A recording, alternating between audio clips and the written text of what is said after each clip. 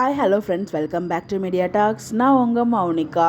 So நேற்றுக்கு நம்ம பிரவீன் மினட் சார் ஒரு ஸ்டோரி வந்து ஷேர் பண்ணியிருந்தாங்க.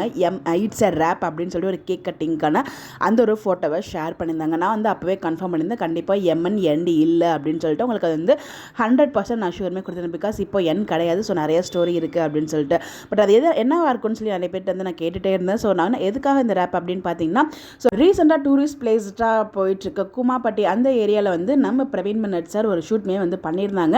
அந்த ஆர்டிஸ்டோட ஃபேஸ் எதுவுமே வந்து ரிவீல் ஆகலை. பட் வந்து குமாப்பட்டில் ஷூட்டிங் அப்படிங்கிற மாதிரி வந்து பிரவீன் சார் வந்து ஷேர் பண்ணியிருந்தாங்க. ஸோ மேபி அந்த ஷூட் அது வந்து என்ன நமக்கு தெரியல. ஸோ சீரியலாக இருக்கிறதுக்கு சான்சஸ் கிடையாது. பிகாஸ் இவ்வளோ சீக்கிரமாக இட்ஸ் ரேப்னு போட மாட்டாங்க.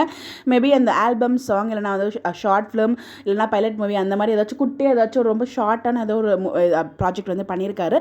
அதுதான் முடிஞ்சிருக்கும் போல் இட்ஸ் எ ரேப் அப்படின்னு சொல்லிட்டு அதுக்கு தான் கேக் கட் பண்ணியிருக்காங்க. ஸோ மற்றபடி எந்த ரீசனுமே கிடையாதுங்க. ஸோ எம்என் எண்ட் இல்லைங்கிறது நம்ம எல்லாருக்குமே தெரியும். பட் எதுக்கான இந்த ரேப்னு சொல்லி எல்லாருக்குமே ஒரு கேள்வி இருந்துகிட்டே இருக்கும். எனக்குமே அது இருந்துகிட்டே தான் இருந்துச்சு நேற்றுக்கு ஃபுல்லாக. பட் ஃபைனலாக இன்றைக்கி வந்து அப்டேட்ஸ் கிடச்சிருந்துச்சு. அதான் கூட நான் ஷேர் பண்ணணும் அப்படின்னு சொல்லிட்டு நான் ஷேர் பண்ணியிருக்கேன். கண்டிப்பாக வந்து இது உங்களுக்கு ஹாப்பியாக இருக்கும்னு நினைக்கிறேன். ஸோ நம்ம எப்படி தெரிஞ்சுக்க நம்மளோட சேனலை ஃபாலோ பண்ணிக்கோங்க. Bye by.